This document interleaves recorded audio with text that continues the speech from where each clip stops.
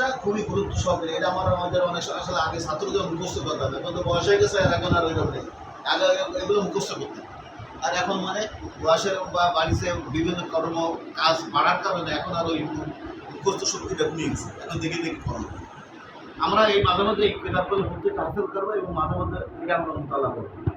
এক নম্বর কি আছে, ধর্মের কাজে যে কোনো কাজ, ধর্মের যে কোনো কাজ সেটা কি করতে হবে, এবং লোক সমাজের উপকারের কাজে, মানুষের উপকারের কাজে আমাদের কাজ করতে, পরস্পর একে অন্যের সহযোগিতা করি।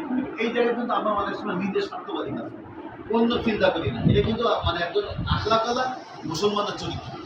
আমাদের এই কর্মী হওয়ার জন্য এটা একটা করি, আমাদের কর্মী এমন একজন, আমরা এনেছে কয়জন 10 জন 20 জন, একে অপরের পরিপূর্ণ। কারো যদি কোনো সমস্যা পড়ে তাকে খবর নেয়, যদি অসুস্থ হয় তাকে দেখা, তার তিমারদারি করা, যদি সে অভাবী হয় তাকে কোনো সহযোগিতা করা যায় কিনা, তার যদি কোনো সফলতা থাকে, এ হলো আসলে একে অপরের পরিপূরক হওয়ার দরকার। কিন্তু আমরা অনেক সময় দেখা যায় নিজেদের অনেকটা আমাদের গাফিলতি হওয়া থাকে, আর অনেক সময় আন্তরিকতার অভাব থাকে।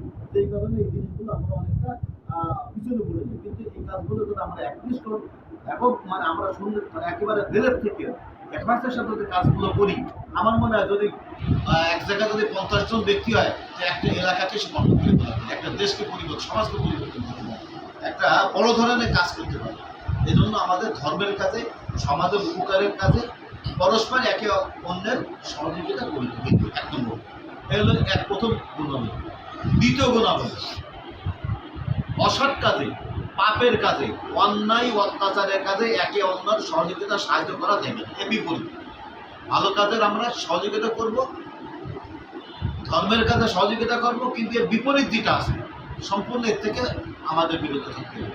অসৎ কাজ, পাপের কাজ, অন্যায় কাজ যাই হোক না কেন, এরকম যারা সরাসরি এর বিরুদ্ধে যত কাজ আছে এর কোনো কাজে আমরা সাহায্য দিতে পারবো না, নিজেরাও করবো না, সাহায্য করবো।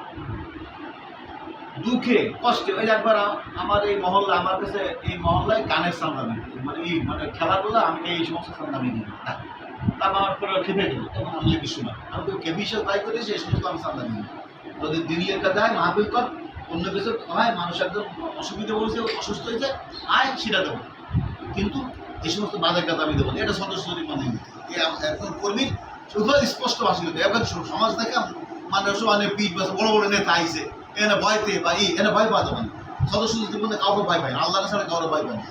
উনি একেবারে সবসময় অত্যাধিকভাবে মানে আইয়ুব খানের মতন ব্যক্তির মানে সামনেও টেবিলে থামামারি কথা বলে, মানে যোগ্যতা সম্পন্ন ব্যক্তি ছিল। তো আমরা অসৎ কাজে, পাপের কাজে, অন্যায় অত্যাচারের কাজে একে অপরের সহযোগিতা করি না।